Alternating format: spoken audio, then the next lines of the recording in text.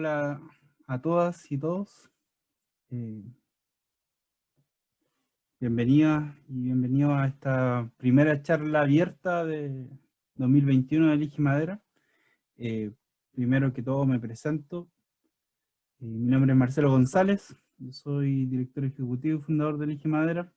Y en representación de todo el equipo, les damos la bienvenida a esta charla sobre arquitectura e ingeniería en madera, ¿ya?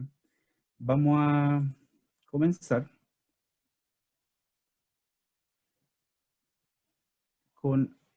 presentándole el programa. No sé si me escuchan bien, Javiera, si me confirma, por favor. Sí, se escucha bien. Hay que poner la presentación en grande. Ya, ahí estamos. Bueno, el programa de hoy es el que aparece en pantalla. Primero que todo voy a tomar un tiempo para compartir sobre el diplomado internacional que preparamos para abril de este año.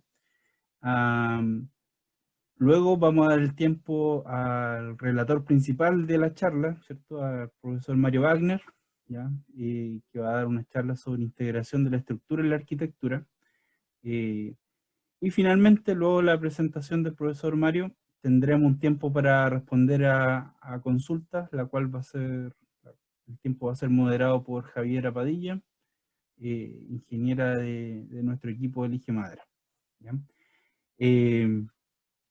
Bueno, primero que todo, les voy a compartir algunos detalles del diplomado que hemos preparado, que es un diplomado internacional en diseño y construcción en madera, que parte en abril de este año. Primero saludar a los patrocinadores que van a estar en este diplomado, CADWORK, que es un software BIM para la construcción con madera. Estamos conectados colaborando con CADWORK Ibérica y Latinoamérica, ya con uno de sus codirectores, Adrián Eiras, ya. Amablemente hemos trabajado desde el año pasado y van a ser parte de este diplomado.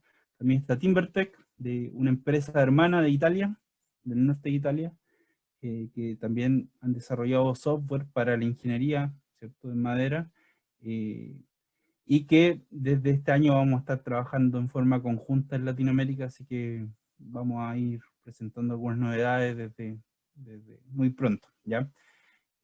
Timbertech está CETEC, que es un centro tecnológico para la innovación en la construcción, que está operando acá en Chile, en conjunto con varias universidades y financiados por Corfo.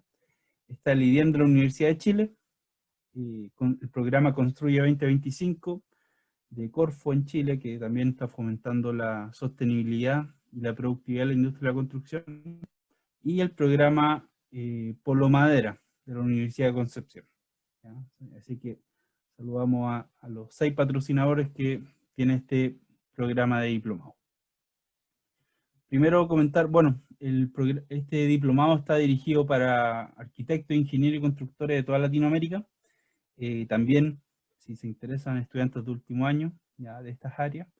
Y su objetivo principal es la especialización profesional integral, ¿ya? Y va a entregar competencias respecto al uso de la madera en la construcción, sobre específicamente propiedades físicas, anatomía, propiedades mecánicas, y una introducción a la clasificación estructural de madera. También sobre el dimensionamiento de elementos estructurales en madera cerrada y madera laminada y uniones.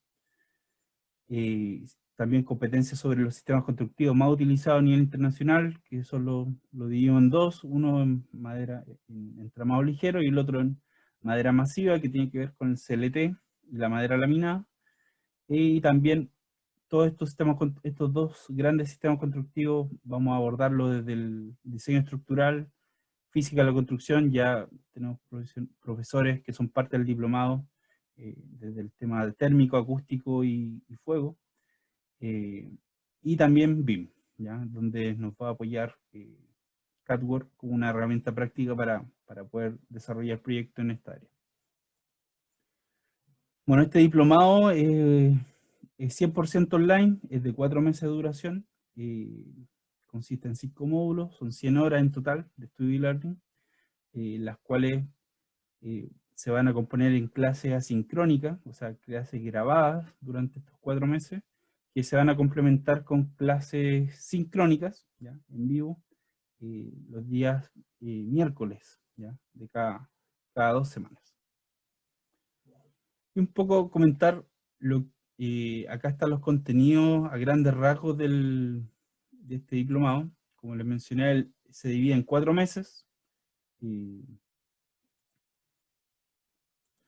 el mes 1 vamos a tener 2 módulos, uno de propiedad y tecnología de la madera y el segundo módulo de diseño estructural en madera. Luego pasamos al mes 2, donde todo el mes 2 es el módulo de diseño de vivienda y edificio en entramado ligero. El mes 3 también va a ser muy similar al mes 2, pero enfocado en diseño y construcción en CLT. Y finalmente el mes 4 son talleres de diseño práctico. ¿Ya? Hay un taller común de cálculos térmicos, y esto para entramado ligero y CLT. Y luego hay talleres electivos, ¿ya? Y los participantes pueden tomar uno o los dos, según su interés. El primero está enfocado en diseño estructural y BIM. Se van a desarrollar 2 proyectos, uno en entramado ligero y uno en CLT, para poder hacer el diseño estructural y modelar en BIM esos 2 proyectos. Y el otro taller electivo es modelación estructural de edificios de madera, edificios mediana altura, donde también vamos a desarrollar 2 proyectos con software de elementos finitos.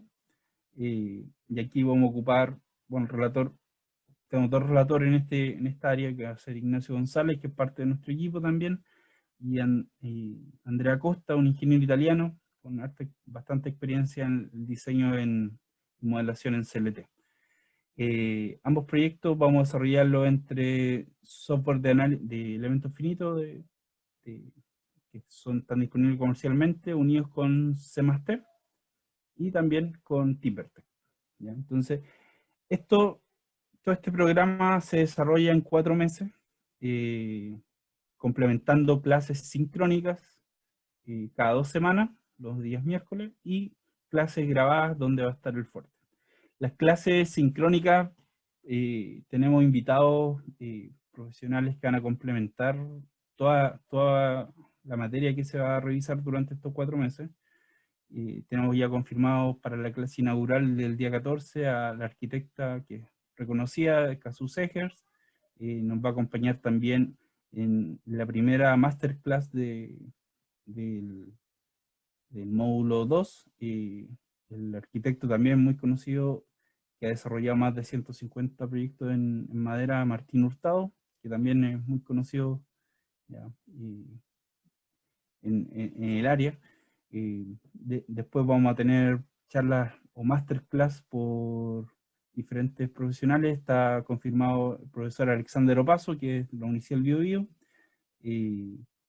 también el profesor Peter Dejen, de la Universidad de Concepción, también de Chile, y también la profesora María Fernanda Laguarda, que es de Uruguay, pero lleva cerca de 10 años trabajando en Mass Timber Construction en Estados Unidos, donde va a compartir un poco la experiencia que ha tenido.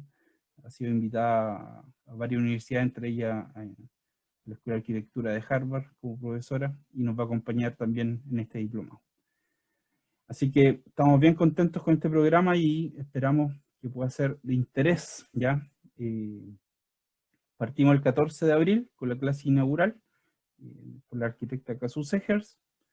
El diplomado incluye, bueno, el diploma de aprobación, más 1 año de licencia del software de Elige Madera, que es CMaster, ¿ya?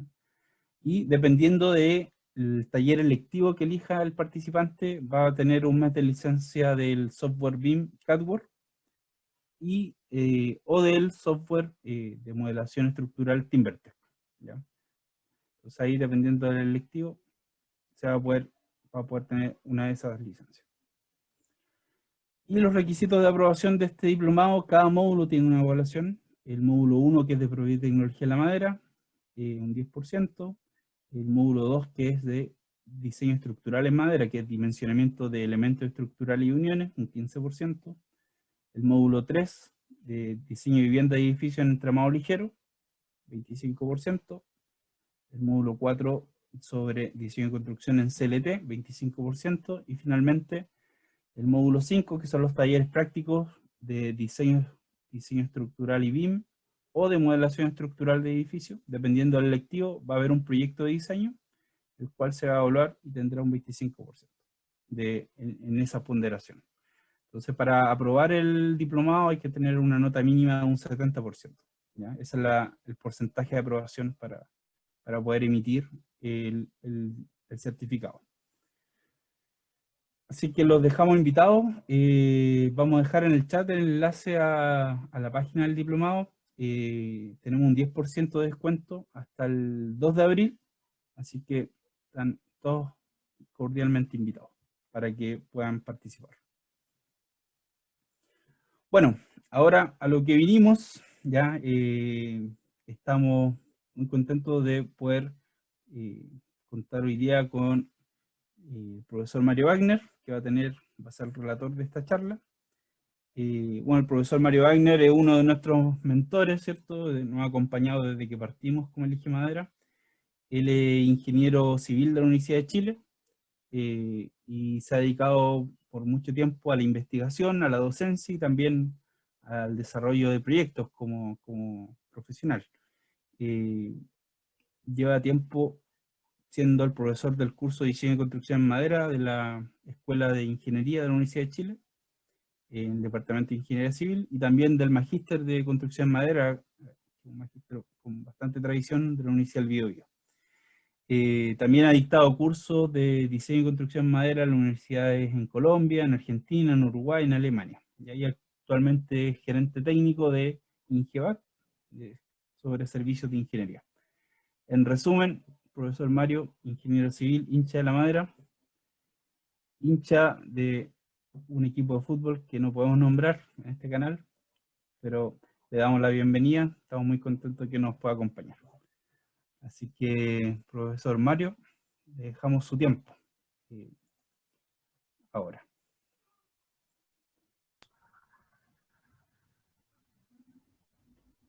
Así que...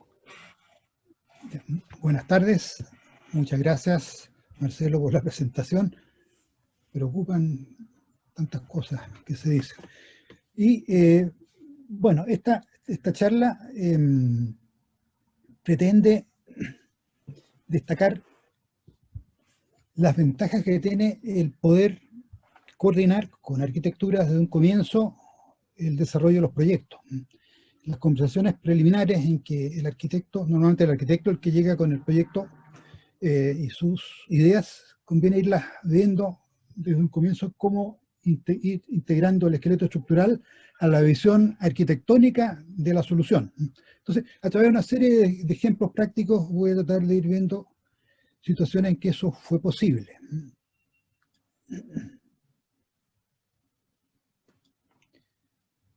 Si quiere, puede compartir. Ahí parece que está. Está cargando ahora. Sí, y ahora puede hacer el play. Ya, ahí partió, ¿no es cierto? Sí, sí, profesor. Voy a partir con un ejemplo bastante simple, que fue un gimnasio en el Centro Invernal de Valle Nevado. Este gimnasio tenía el problema de que era un lugar bastante distante de Santiago, complicado llegar, y la madera se prestó entonces como una solución de materialidad que simplificaba los problemas constructivos. Y ahí, digamos, por las nieves, las cargas de nieve predominantes en esa región, el arco Tudor surgió como una solución lógica, y que es una solución además grata a la vista. Y es muy fácil, por lo tanto, convencer al arquitecto que por ahí va el camino. ¿Ya? Y esto se hizo así. Una foto, ahí tenemos el arco.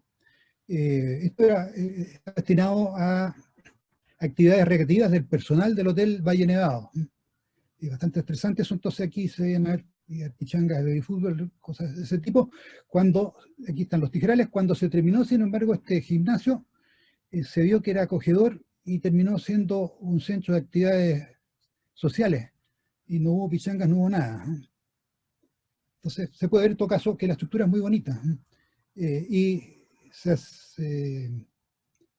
adecua bien a las necesidades de poder evacuar cargas de nieve intensas rápidamente, sin acumulación en el techo.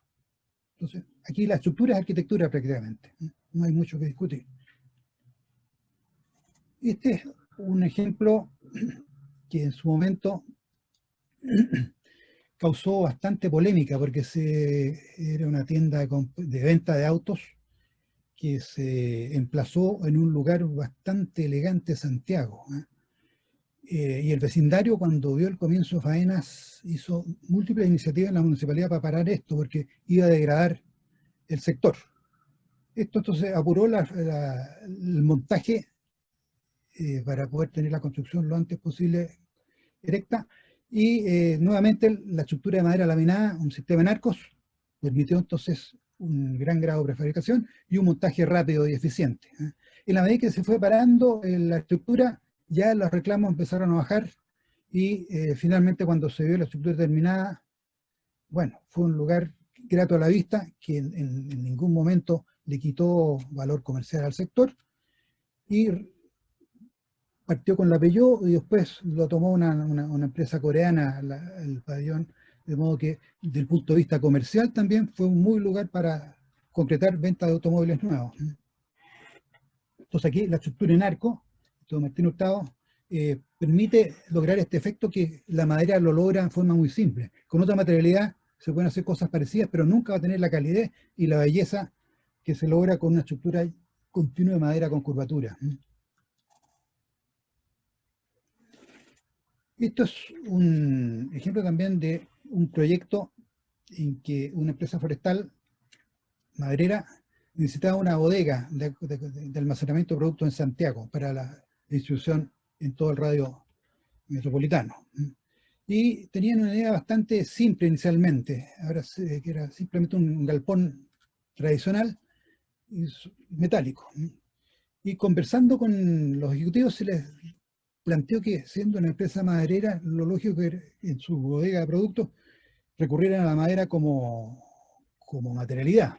Y estando muy cerca, vecino a la carretera panamericana, podía ser además una buena vitrina para mostrar lo que se puede hacer con madera a todas las personas que circulan en automóvil por ahí. Entonces se les contactó con un arquitecto, José Cruz, que les planteó un proyecto en que el galpón se transformó en una nave atractivísima. Y la estructura este galpón cubría 60 metros en 2 tramos, y se le dio entonces una cierta curvatura desde las fachadas de alero descendiente hacia el medio. El marco típico, entonces, que se decidió con la aprobación de los arquitectos fue este, un marco rígido en 2 tramos, biarticulado. Ahora, estos marcos se fueron disponiendo regularmente cada 6 metros. Se vincularon con elementos longitudinales para hacerlos trabajar en conjunto, y se rigidizaron con paredes de corte en un lado y con sistema arrostrante por el otro. Y con esto quedó entonces el techo. No quisieron tableros con chachapados, así que quedó un techo con elementos de fibrocemento, y hubo que rigidizarlo entonces esquemáticamente, de modo de evitar los desplazamientos laterales del sistema, tanto en el techo como en los elementos de bajada a la fundación. Y este esqueleto se plasmó acá, ya está con madera laminada encolada, que le permite dar esa continuidad en forma natural, esa continuidad sinuosa del techo. Las uniones delatan también que se están traspasando fuerzas grandes en las uniones. Esta es la unión central, donde se concentra la mayor parte de la fuerza.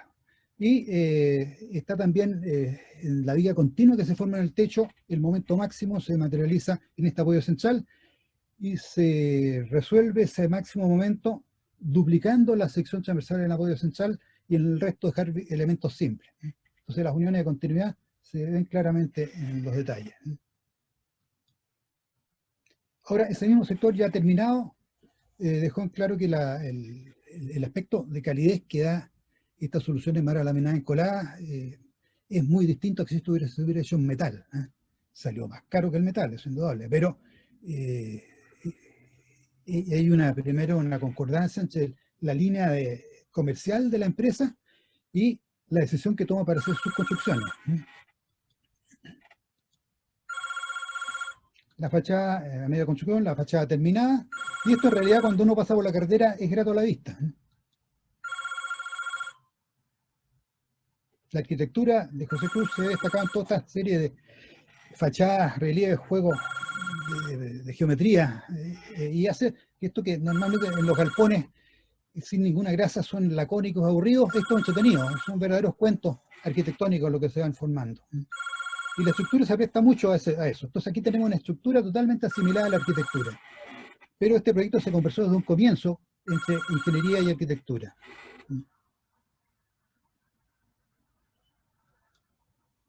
Ahora, un detallito, cuando vino el sismo del año 2010, hubo algunos problemas. Está el sistema de la fachada de arrochamiento de alimentación de productos de esta nave. Los sistemas arrochantes funcionaron como tapones, y ahí reventó el asunto, y falló. La duda era por qué había fallado. Cuando se reparó esto y se desarmó, se vio que se habían colocado en las uniones solo los pernos, y se metieron los conectores, que son elementos que se colocan entre maderos, que permiten traspasar las fuerzas entre maderos en forma superficial, al contrario de los pernos que lo traspasan en forma lineal. Y estas uniones con conectores recurren a los pernos para mantener prensada la unión. Bueno, la empresa constructora o el constructor en su momento decidió omitir los conectores, no se notó, pero siempre vienen los terremotos, y los terremotos acusan después todo este tipo de cosas. Lo mismo se detectó en las riochas. Parece que al final de la obra había problemas con el cumplimiento de plazo de la entrega y se hizo las cosas más apuradas al final. También en las riochas interiores hubo destrucción, producto que en lugar de colocar pernos con conectores internos de madera, se omitieron los conectores y todas las uniones fueron solamente con pernos. Y el perno es un elemento poco eficiente en las uniones de madera. Consume harto madera, mucho acero, y la capacidad de traspaso de fuerza es bastante limitada, porque concentra el traspaso de fuerza en un sector muy reducido, y eso hace que la madera reviente. El conector, en cambio, dispersa el traspaso de carga en un área mayor, y eso permite entonces un mejor comportamiento de la madera. Ahí está.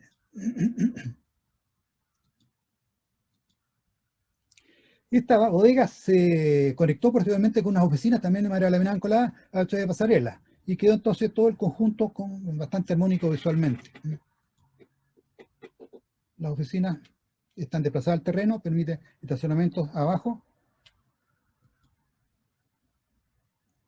Otro ejemplo es esta bodega de almacenaje de productos químicos del arquitecto Juan Sabac. La madera tiene una gracia en cuanto a su condición de equilibrio químico con el medio ambiente. La madera crece con la naturaleza y por lo tanto no tiende a reaccionar con ella. Y esa misma característica de ser un material biológico lo hace menos sensible también en su reacción ante los productos químicos. Y es una materialidad ideal entonces la madera para construir bodegas para el almacenamiento de productos químicos. Pese a todo, hubo mucho problema con distintas instituciones antes de que se lograra aprobar este galpón. Acá el arquitecto Savach hizo estructuras en que quería mostrar la madera, y son estructuras bastante pesadas. Hay dos tipos de marcos acá, uno con un marco rígido sobre 3 tramos y otro sobre un tijeral como viga continua sobre 2 tramos, y que simplemente los apoyos intermedios se hacen con vigas que se desarrollan entre los marcos con 4 patas. En la planta se puede ver acá que hay marcos con apoyo y sin apoyo. Entonces está el marco típico y el marco que se apoya en vigas, alternadamente. ¿Cómo se juega con esto? Vamos con los marcos típicos primero. Y después se van colocando las vigas longitudinales, que significan o materializan los apoyos de los marcos intermedios. Y ahí uno va colocando los marcos intermedios. Entonces esta bodega se estructuró de esa forma. se ve bastante lineal acá, pero nuevamente ahí surge el talento del arquitecto. Bueno, obviamente hay que registrar todo el sistema con los sistemas de arrochamiento laterales, que permiten bajar las cargas que se desarrollan en el plano techo al nivel de piso, y ahí inevitablemente hay que recurrir a elementos diagonales. Y ahí el desafío es cómo meter las diagonales sin que se enojen mucho los arquitectos, pero aquí hubo mucha flexibilidad y no hubo problema en meter estas diagonales en las fachadas laterales. Y con otras líneas diagonales se rigizaron también las líneas centrales. Y esta nave también tuvo un excelente comportamiento para el terremoto del año 2010. No tuvo ni un problema. Ahora, desde afuera, esta nave se ve también como una gran masa.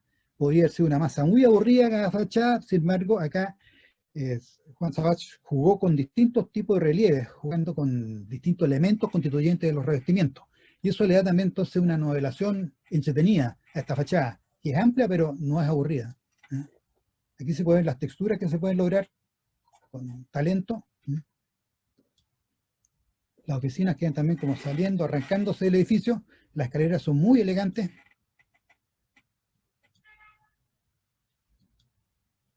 Por dentro estamos viendo ya las bodegas funcionando. Y tiene una iluminación natural también esta bodega, que prácticamente no es necesario usar luminarias durante el día. La iluminación viene de afuera y es indirecta, así que en ningún momento encandila. Y con una escalerita, también la escalera es muy elegante, parece una especie de garza. Arquitectura y estructura. Otro centro comercial automotriz, bastante, casi 20 años después del que se hizo para la Peugeot en su momento, de Sotomayor y Ortiz. Acá la tarea era cubrir una superficie de 173 metros de largo, 9 metros de alto y 36 metros de largo. La solución que se propuso en arquitectura también fue un marco nuevamente, siguiendo un poco el concepto que habíamos visto para la bodega de productos madereros, una viga continua sobre 2 tramos en que el apoyo central se desdoblaba en 2 puntales inclinados. Y la rigidez horizontal del sistema la dan nudos rígidos en los 2 extremos superiores de las columnas y esta triangulación central. Entonces, las dimensiones de este módulo básico, 36 metros de largo, 9 metros de altura. Ahora, para convencer a los arquitectos que era positivo, hay que dorar la píldora. Entonces se dibujó esa solución tan fría ya a escala un poquito más real y se le coloreó y fue aprobado. Entonces se procedió a sacar el proyecto estructural, los detalles de las uniones, la unión rígida de las columnas con el techo en los extremos, con una unión circular de pernos con conectores, la continuidad de la viga de techo que viene simple y se desdobla en 2 piezas en el apoyo central para resistir el mismo momento, se da también con unión de momento circular con perno y conectores. La llegada de estos puntales es bastante cotota, se traspasa a fuerza grande, por lo tanto se puede apreciar una gran cantidad de unión, todos son con perno y conectores. Y ahí está ya en el plano de estructura el marco. Salió un poco distorsionado porque el escaneo fue complicado. No se ve bonito, porque las líneas acá son muy gruesas en el plano de estructura, pero los arrochamientos en las fachadas laterales también, mis colegas me dijeron, esta no te la van a aguantar, me dijeron, cuando se planteó todas estas diagonales, porque cerraba parcialmente el paso. Esta es la fachada de acceso al centro comercial, esto en, ¿cómo se llama? La ciudad de la automotriz en Santiago, se me fue el nombre. Ya, pero en fin, pero igual dejaba la posibilidad de entrar y salir fácilmente de los recintos. Y en las fachadas delanteras hay unos bloques también de oficinas que formaban distintos, se registró esa fachada con triangulaciones y en definitiva se fueron armando los marcos. Esto un poco más corto que la figura real, pero la filosofía es la misma. Los marcos típicos están en el sector central y en los 2 extremos de la nave se colocan marcos atípicos.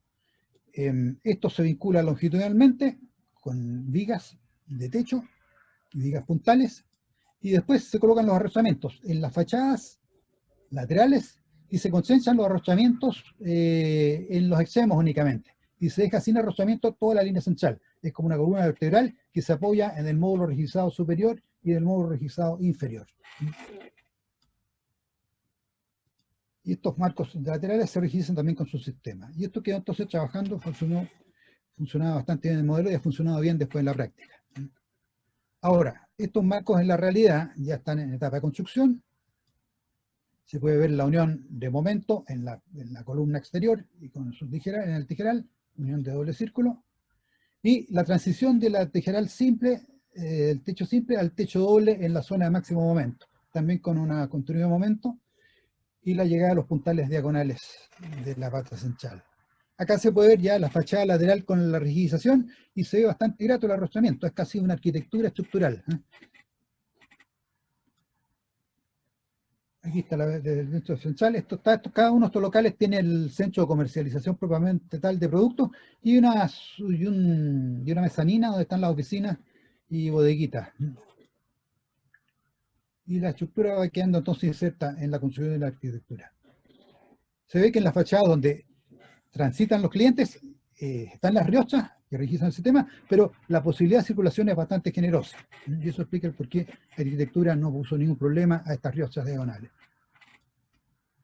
Ya después, con el rostamiento, la estructura se va perdiendo y en la solución final que se puede, estos Mobile Center, que se me olvidó el nombre, se puede ver que no se ve estructura. Para ver la estructura ahora hay que echar a comprar cosas. La producción vinícola, esta es otra vía emblemática de José Cruz, en que el módulo típico refleja un poco el que se trata de almacenaje de vinos donde van a haber barricas. Entonces tenemos dos semibarricas en forma de arcos estructurando el marco típico, sobre el cual se apoya la techumbre con sistemas flexibles en los extremos y bastante más rígidos en la zona central. Este sistema se puede ver aquí ya en plena materialización. Esta voluptuosidad de los puntales inclinados sinuosos le da el toque especial. El sector central con las dos semibarricas apreciando la estructura de arcos, se ve acá también claramente. En plena construcción, van los arquitectos inspeccionando cómo está quedando el asunto, y ya cerrado quedó una textura limpia, higiénica, bonita, cálida. Es muy grato transitar por esta viña. Y por fuera quedó este toque en que se mezcla la piedra y la madera, y está bastante relacionado con el medio donde se construyó. Esto está en Paine, la viña Pérez Cruz. Curiosamente hay cruz en la arquitectura y cruz en el negocio, pero no tienen nada que ver. Este también es un aserradero que se iba a hacer en acero, y se convenció a la empresa, que era una empresa maderera, de que no podía ser en acero si ellos producían madera. Así que afortunadamente cambiaron de idea y lo que debía ser un galpón metálico se transforma en un galpón de madera. Es un galpón bastante grande, cubre 54 metros, no, 60 metros en dos tramos, 36 y 24 metros, con una altura de casi 10 metros en el medio y 7 metros en los aleros. Ahí está ya la estructura construida. Hay unos sectores en que la distancia entre marcos son 12 metros. El resto, la mayoría de los módulos son 6 metros. Ahí hubo que recurrir a tijerales en perfil cajón y columnas en base a 5 piezas. Aquí se ven las 3 principales, pero esto va con dos piezas, dos juegos de piezas adicionales que forman perfiles cajones en largo de toda la columna. Ahora, el herraje para soportar las riochas acá era bastante pesado y queda integrado a la columna. Todos estos proyectos son únicos, así que todos los herrajes tienen que ser diseñados para cada proyecto específicamente. Esto es poco eficiente desde el punto de vista de los costos, pero hace las obras cosas distintas a una estandarización. Y en este caso el galpón quedó bastante atractivo, ¿no? Aquí se puede ver, hubo un temblor fuerte cuando todavía no están todos los arrestamientos amarrados, y no hubo problema. Esta nave quedó a pocos kilómetros del epicentro del terremoto. O sea, esta estructura estuvo sometida a un terremoto grado 9, y a la estructura no le pasó nada. Los equipamientos de acerrío se desalinearon y tomó 6 meses volver a corregirlo. Pero a la estructura no hubo que hacerle nada, ni un detalle.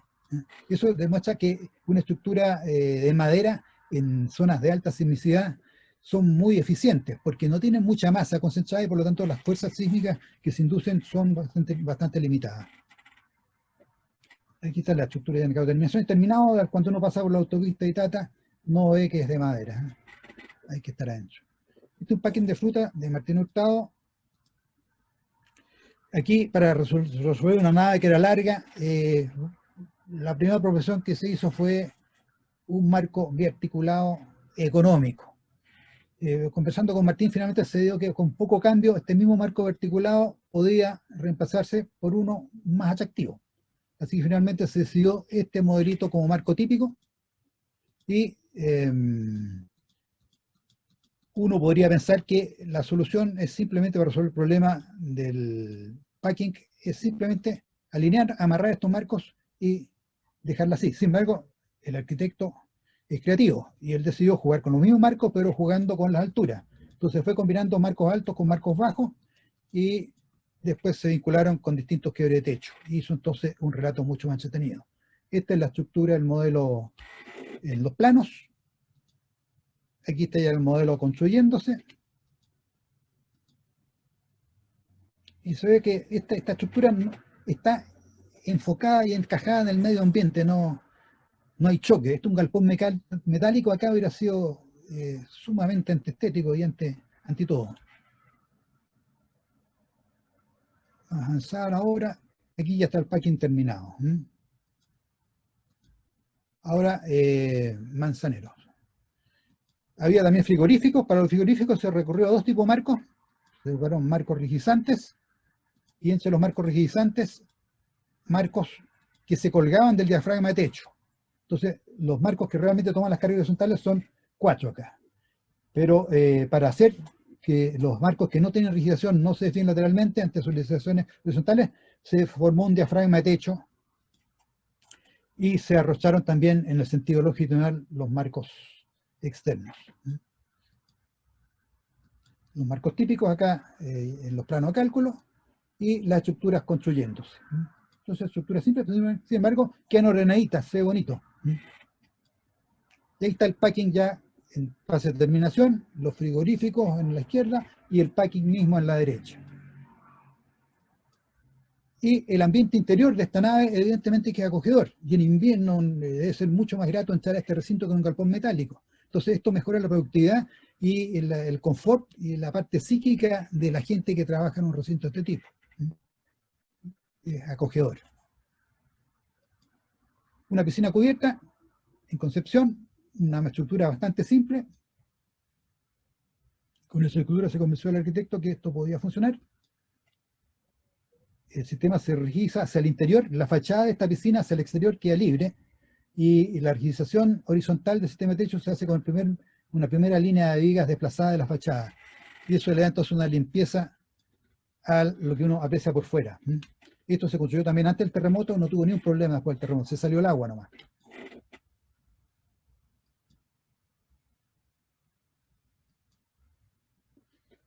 Esto es una planta de una fábrica de tableros aglomerados en Teno, el arquitecto Pablo Larraín. Él quiso madera, él impuso el sistema, y aquí se aprovechó un poco la visión que él quería del exterior para meter las riochas diagonales en la fachada. Entonces tenemos estos diapasones estructurales como fachada lateral del sistema. Y aquí está un poco la visión preliminar. Cómo se fabrica, interesante la fabricación de elementos curvos. Uno puede curvar madera laminada encolada usando tablas delgadas y a través de prensas bastante densamente fusionadas se le va forzando entonces la madera después de haber sido encalada a la geometría prevista por el proyecto. Aquí están las vigas sacadas de la prensa, salen un poco sucias. Esto está con resucinor formaldehído, pero se trabajan y después permiten montar entonces las unidades de fachada. Viste el avance, las uniones, hay mucha unión acá, esta es una loba a la unión, son todos pernos con conectores. En este sistema también se usa una losa de hormigón integrada a la base con chachapado, usando entonces las vigas de piso funcionan en tracción y la losa de hormigón en interacción, es una losa colaborante, en compresión, y se interconectan las vigas principales con la losa con una serie de tornillos de interconexión entre el hormigón y la madera. Ahora se aprovechó el acero para rigidizar el sistema de la placa del piso de la oficina, este es el edificio oficina. Entonces tenemos todas las fuerzas horizontales, desde el piso de la oficina hacia el terreno, a la fundación, van por acero. Y aquí no hay que ser talibán, en ciertas funciones, obviamente, el acero es más eficiente que la madera y lo colocamos. Ya está, ya los edificios, hay una serie de pasarelas muy bonitas, y el edificio quedó bonito, con todos estos diapasones estructurales a la vista, integrados a la estructura. O sea que aquí arquitectura y estructura son lo mismo, y queda totalmente a la vista.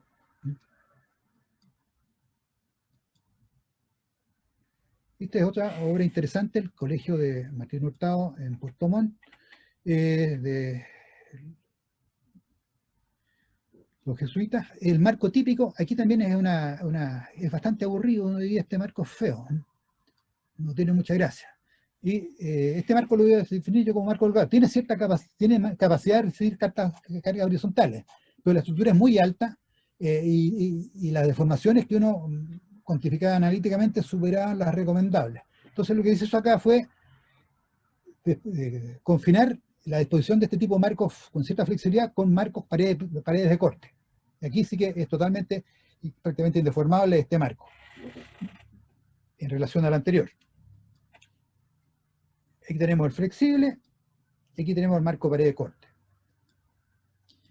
Y el armado entonces es ir colocando los marcos relativamente flexibles porque tienen rigidez, y un marco de corte en un extremo y otro marco de corte en el otro extremo. Y esto se iba repitiendo por naves. Esta es una nave muy larga en que van pasando distintos tipos de recintos, siguiendo un esquema parecido. Entonces, esto se amarra longitudinalmente, el techo es un diafragma con chachapados, con vigas. Posteriormente también se rigidiza lateralmente en las fachadas con elementos opacos, con diafragma, pero el paso desde el techo a estas paredes de corte se hace muchas veces con puntales diagonales que permiten tomar las cargas horizontales inducidas por sismo o viento. Aquí está ese sector del colegio, por fuera. Se pueden ver las diagonales por las fachadas. Visto de afuera. Son accesos. Ya estamos viendo el interior. Este es un casino en que hay una solución, los marcos van cada 2,40 metros, y sin embargo se ve bien, se ve bien. Se intentaron unas graderías en madera, pero realmente las hicieron en acero. Y ahí están los marcos rigidizantes que son de corte. Entonces, en un extremo de este recinto, esto es un gimnasio, va un marco de corte y en el otro extremo otro. Y estos otros se cuelgan entonces el diafragma de techo, el resto de los marcos, teniendo también cierta capacidad de resistir cargas horizontales. Fachadas exteriores. En la zona de la capilla, que era la que veíamos inicialmente, se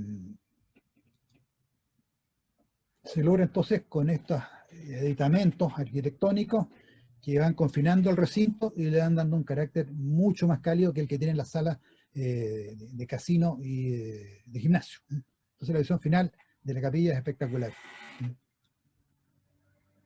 Y para cerrar, un proyecto que es interesante porque primero es un aeropuerto. En Chile se han hecho aeropuertos en que se recurre la madera como material estructural, pero son, yo diría, todavía muy moderados. En Argentina hicieron un aeropuerto espectacular en Ushuaia, con arquitectura uruguaya. Se licitó ese proyecto y lo ganó un chileno, una empresa chilena, Iván Bravo, y por lo tanto se calculó en Chile y se fabricó en Chile, y se mandó un barco a Ushuaia, y gran parte del montaje lo hizo la empresa chilena que había fabricado la estructura. Ahí está Ushuaia, al final del mundo. Tierra del Fuego. Cuando terminan los Andes, ahí está el aeropuerto. Parecen de juguete, pero digamos, llegan aviones grandes. Este es un aeropuerto que tiene gran afluencia turística, porque de aquí parten todos los circuitos de barcos a la Antártida. Entonces hay muchos turistas extranjeros que están permanentemente llegando a Ushuaia. El marco típico acá es un enrejado, marco enrejado. Aquí está en etapa de montaje, se echa en plena construcción. Fue complicado, aquí se construyó en pleno invierno. Juan Acevedo, que va a dar charlas acá en este curso, estuvo a cargo del montaje, en la parte de madera.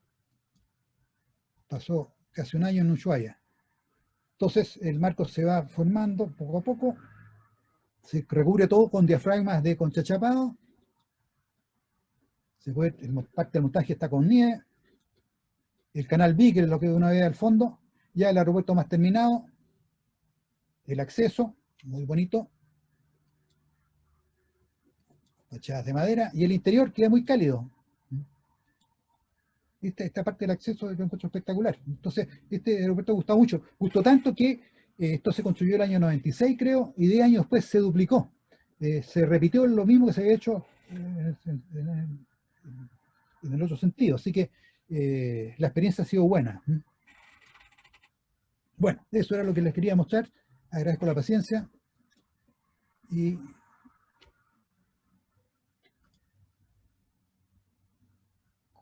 salgo de pantalla. Don Marcelo, Javier, Gracias, profe. ¿cómo salgo? Gracias. ¿Salí? Stop, ahí está, stop. Ya. Hay que mirar. Muchas gracias, profesor Mario, por esta interesante charla que plasma bien la integración de la estructura en la arquitectura. Y como datos le voy a pasar a don Mario para que se entere que hoy día tuvimos 293 participantes de esta charla de 19 países diferentes.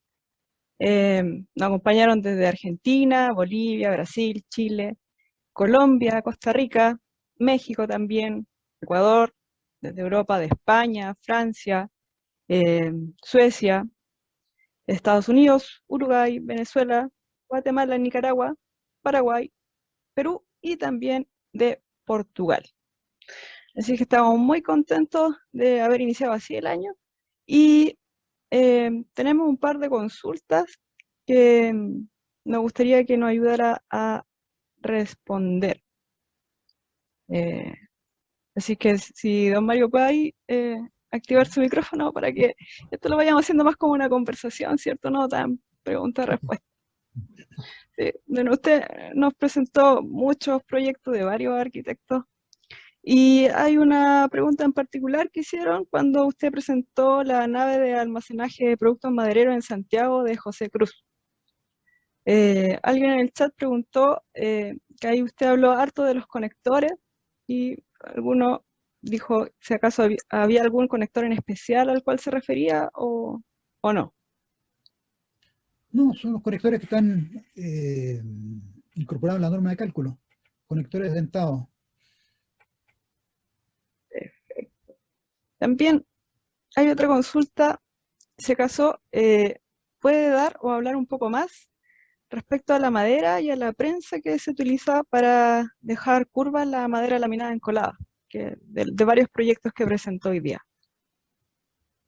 No, la madera es pino radiata clasificado, respetando en la fabricación ciertas relaciones entre el espesor de la madera, de la tabla que estamos deformando, y el radio de curvatura, respetando ciertas relaciones que están en la norma de cálculo entre el mínimo radio que hay que respetar en función del espesor de la tabla que estamos encolando. No hay problema en darle la curvatura. La madera tiene una capacidad que se llama la relajación, que uno la puede tensionar y deformar. Le duele mucho, pero tiende a tomarlo con calma en el tiempo. Ahí se relaja y al final lo acepta.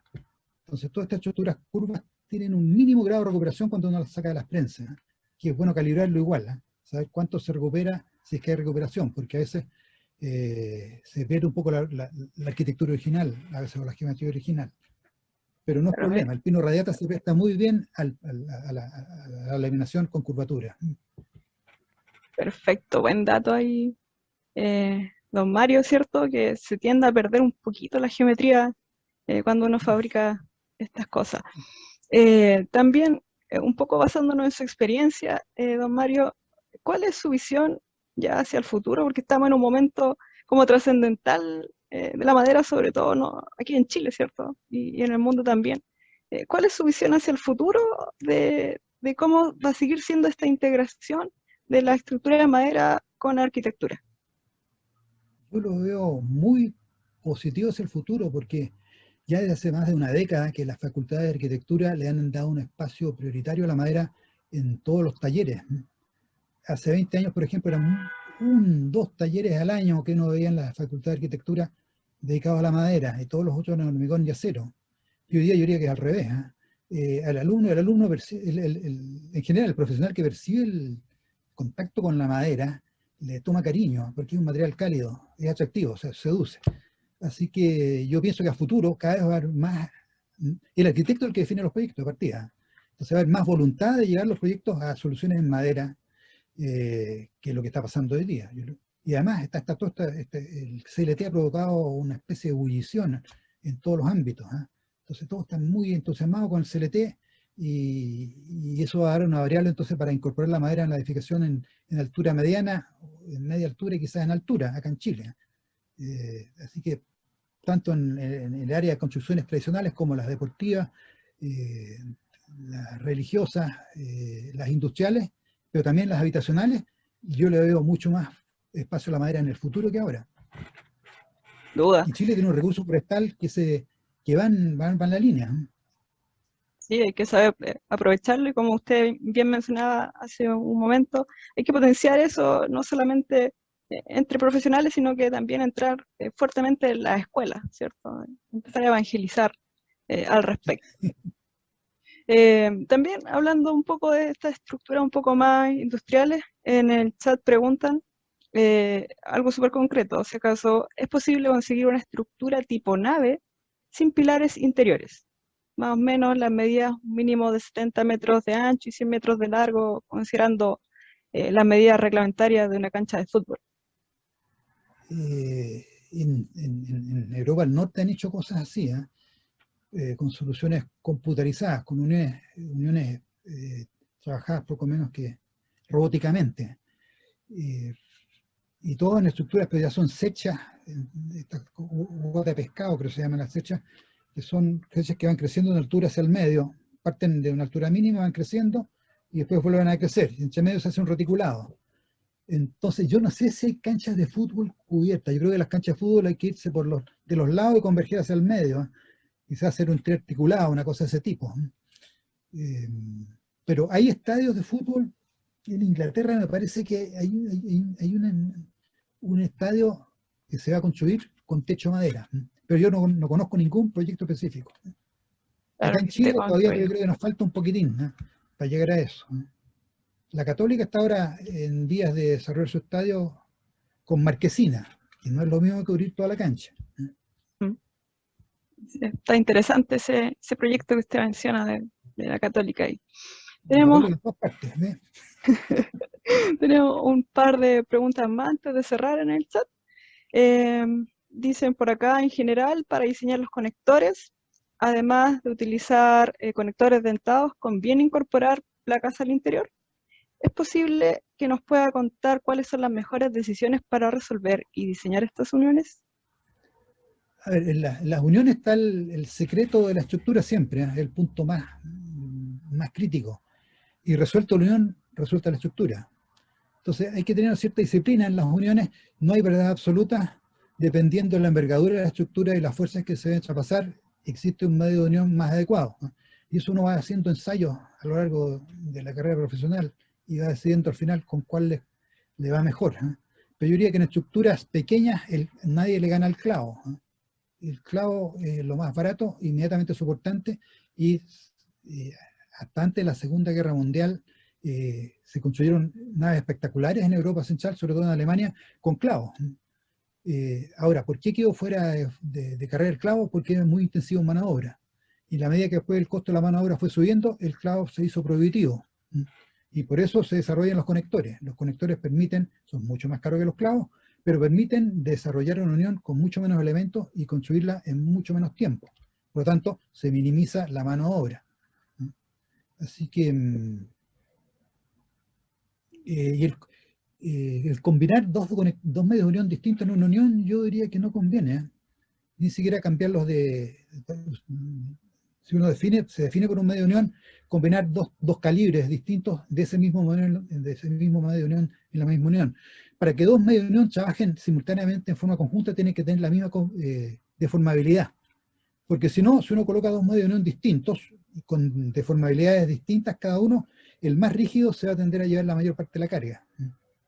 Y el otro va a quedar mirando un poco la película, cómo trabaja el del lado. Así es. Entonces, yo diría que hay que decidirse por uno y solucionar las uniones con uno. No mezclar. Perfecto. No mezclar uniones. Ahora, hay una excepción que son las uniones ebanísticas, como los embarbillados. A veces el embarbillado, que son uniones de contacto, no son capaces de tomar ellos solos la fuerza de pasar, y ahí uno, bueno, lo ayuda con medios de unión mecánicos. Y ya que estamos hablando de uniones, hay una pregunta bien atingente a este tema en el chat. Preguntan, ¿cómo es el comportamiento de las uniones adhesivas en lugares húmedos, por ejemplo, en la estructura de una piscina temperada? Y que las piscinas temperadas, aunque llame la atención, la madera no se humedece, porque tiene que estar bien ventilada. Ahora, si uno no ventila adecuadamente una piscina temperada, es un desastre. Ahí, más que la unión, la madera empieza a descomponerse. Hay que tener presente que las esporas de los hongos están siempre, en todas partes. Y basta que encuentren un ambiente con un contenido de humedad superior al 20% para que exista riesgo de desarrollo de hongos. Entonces, si en una piscina temperada se permite que la madera alcance ese contenido de humedad, estamos embromados. Hay que ventilar bien. Entonces, la inversión en ventilación y renovación del aire es importantísima.